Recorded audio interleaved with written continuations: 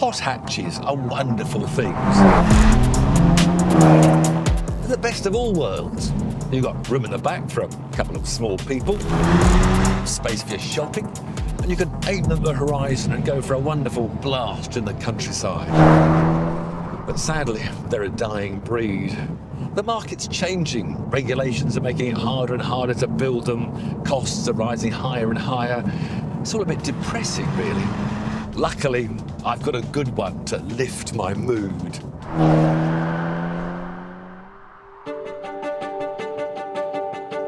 This is the Honda Civic Type R Ultimate. Why is it Ultimate? Well, because sadly, it's the last of the line. The last ever Honda Civic Type R. They built just 40 to send to Europe, 10 came to the UK, and this is one of them. Due to strict emissions regulations, there won't be any more. So let's enjoy it while we can.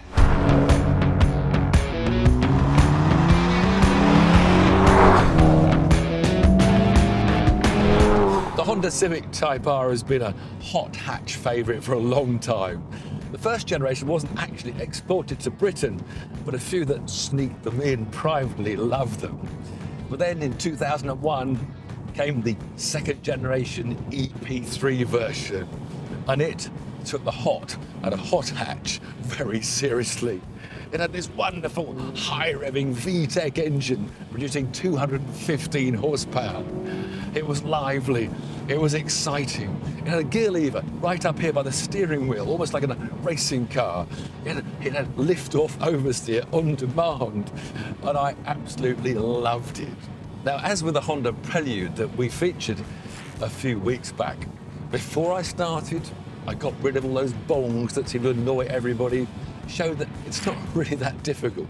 Do it before you set off. It's got a brilliant auto blip on the downshift, which is an incredible achievement. But I'm a driver, and when I get into a car like this, I want to do as much of the driving as possible, whether that's steering or braking, or when I come to brake for the next corner, I want to be the one that brakes and the heels and toes, does the blipping, down to the gear. But this is just, it's just such a joy to drive. I mean, you can't get over it. Every gear change is a pleasure, even if you use the auto blip. And the car is light, I can feel it dancing about over these bumps, and this is a very bumpy road. But it doesn't mind a bumpy road, it wants a bumpy road, because it comes more alive on a bumpy road. Oh, down a gear. I'm over revving, these things are bleeping. Oh gosh, we are going to so miss cars like these. Cars are alive in your hands.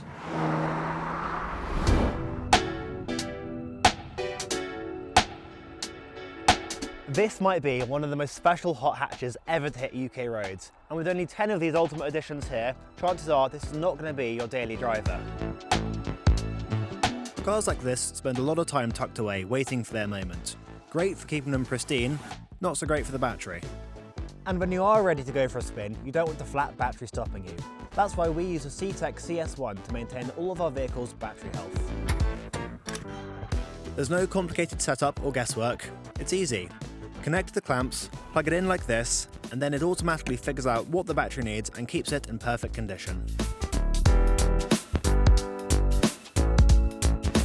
So, if this Type R is sat for a week, a month, or even longer, it's always ready to go thanks to CTEC. If you want to keep on top of your car's battery health, click the link in the description.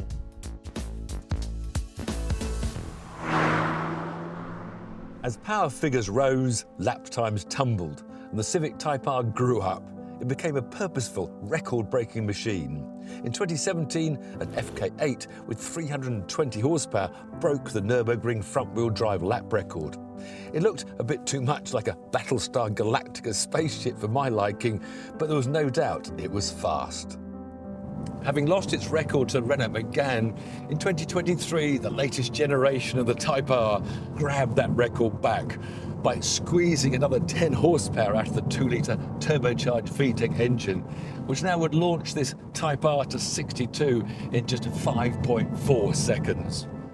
Add in a limited slip differential, some adaptive dampers that can be tuned to your whim, stick on a big wing at the back, and you've got a very hot hatch. The Ultimate Edition doesn't have any mechanical changes over the standard car. It comes in Honda's hallmark championship white with Type R red stripes in all the right places. The roof is black, its spoiler carbon fibre, and there's more carbon inside. If you could buy one, it'd set you back £57,905, but you can't because they've all been snapped up, which is good news for you because you can save yourself £6,000 and just get yourself a regular Type R, which is just the same under the skin. It's funny when you think back to front-wheel drive history. The idea of having 300 horsepower coming through the front wheels alone seemed ridiculous. Torque steer was everywhere in those earlier models, pulling the car this went that way across the road. But now I've got 330 horsepower, 420 newton meters of torque, and although there's a little bit of a tug slightly, and I can get down, turn it in, feed in that power, just nothing through the steering. You just feel the cornering of the road. Oh, this is fun driving. Even the Alcantara steering wheel feels just right. Down to second gear. Wonderful turn, and the feel. You should imagine it's Ayrton Senna's hands holding the wheel. It looks like one of those anyway.